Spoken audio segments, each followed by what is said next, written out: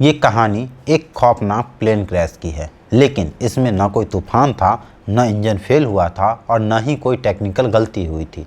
फिर भी 70 लोग मारे गए थे। तो आखिर क्यों गिरा ये प्लेन? सोचिए, एक पायलट जो सालों से उड़ान भर रहा है, अचानक वो एक अजीब शर्त लगाता है कि वो बिना बाहर देखे सिर्फ इंस्ट्रूमेंट के भरोसे प्लेन लैंड कर सकता है। और ये कोई छोटा मोटा प्लेन नहीं, बल्कि सोवियत यूनियन का पावरफुल एयरक्राफ्ट Tu-134 था। नमस्कार दोस्तों, मैं हूं कुंदन यशपुत्र और आप देख रहे हैं नेक्स्ट जेन नाउ। आज हम बात करेंगे उस खौफनाक दिन की जब सिर्फ एक शर्त ने 70 जिंदगियां निगल ली। एरोफ्लाइट 6502, वो फ्लाइट जो कभी अपनी मंजिल पर पहुंची ही नहीं। 20 अक्टूबर 1986 सोवियत यूनियन की एक ठंडी शाम एरोफ्लोट फ्लाइट 6502 उड़ान भरती है।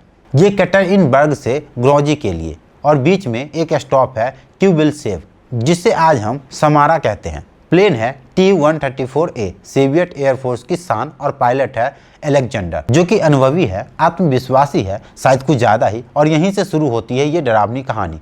कॉकपिट में बैठकर अलेक्जेंडर अचानक कहता है कि मैं प्लेन को पूरी तरह ब्लाइंड लैंडिंग से नीचे उतार सकता हूँ, बिना बाहर देखे, सिर्फ इंस्ट्रूमेंट की मदद से। और फिर कॉकपिट की सारी खिड़कियों पर पर्दे डाल दिए जाते हैं। कोई बाहर नहीं देख सकता, कोई लाइट नहीं, कोई रनवे नहीं, बस डायल्स, मीटर और एक खतरनाक यकीन। आप सोच रहे होंगे कि कोई पायलट ऐसा क्यों करेगा? क्या ये घमंड था, बोरियत थी, या फिर सनकीपन था, या था खुद को साबित करने की एक सनक? पर चलिए, इस कहानी को समझने के लिए पहले हमें जाननी होगी उस मशीन के बारे में जो इस पूरे हादसे का हिस्सा थी।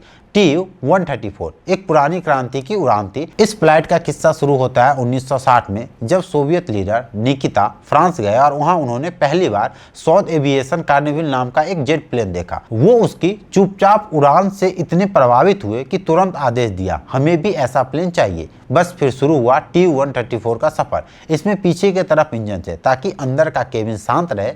तेज उड़ान के लिए उसके पंख को 35 डिग्री झुकाया गया था। और इसकी सबसे बड़ी अजीब बात, इसका ग्लास नोज यानी आगे कांच वाला हिस्सा, वहां बैठता था नेविगेटर। ये प्लेन पूरी तरह से सोवियत यूनियन के दुर्गम इलाकों में उड़ता था। कीचड़ वाले रनवे से भी उठ सकता था, बर्फीले मैदान में भी उतर सकता था। लेकिन हर ताकत के साथ इसकी कुछ कमजोरियां थी। पुराने जमाने के इलेक्ट्रॉनिक्स थे, कम स्पीड पर स्टॉल हो जाने की समस्या थी, और एक जबरदस्त शोर होता था जो आज के एयरपोर्ट पे तो बैन करवा सकता था। वापस चलते हैं उस काली शाम की ओर जहां से यह स्टोरी शुरू हुई। अब प्लेन समारा के कुरुमोच एयरपोर्ट की ओर बढ़ रहा था। 94 लोग इस उड़ान में सवार थे, बच्चे, बुजुर्ग, फैमिली, ऑफिस ट्रेवल। सबको क्या पता था कि कैप्टन उनके साथ एक दांव खेल दिया है। और फिर 7:53 पर जमीन से प्लेन टकरा जाता है, रनवे तक पहुंच ही नहीं पाता। धमाका इतना जोरदार था कि प्लेन 3 हिस्सों में टूट गया और उसमें आग लग जाती है। 70 लोग मारे गए, ज्यादातर लोग जल कर मरे थे। इन्वेस्टिगेशन में साफ हुआ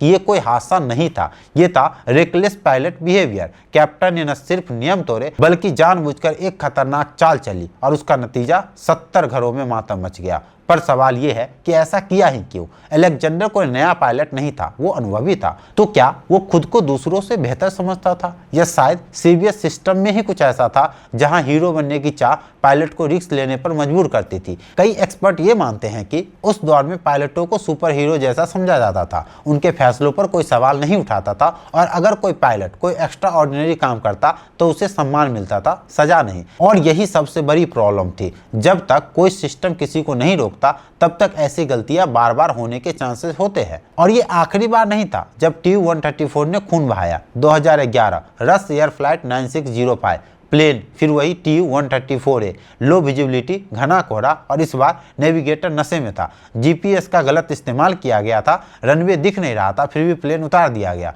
क्रैश हुआ और 52 में से 47 लोग मारे गए थे। दोबारा वही गलती, मानव लापरवाही और पुराने सिस्टम पर भरोसा। इन दोनों हादसों के बाद रूस सरकार ने फैसला लिया, Tu-134 को रिटायर करो। 2019 में इसकी आखिरी फ्लाइट चली।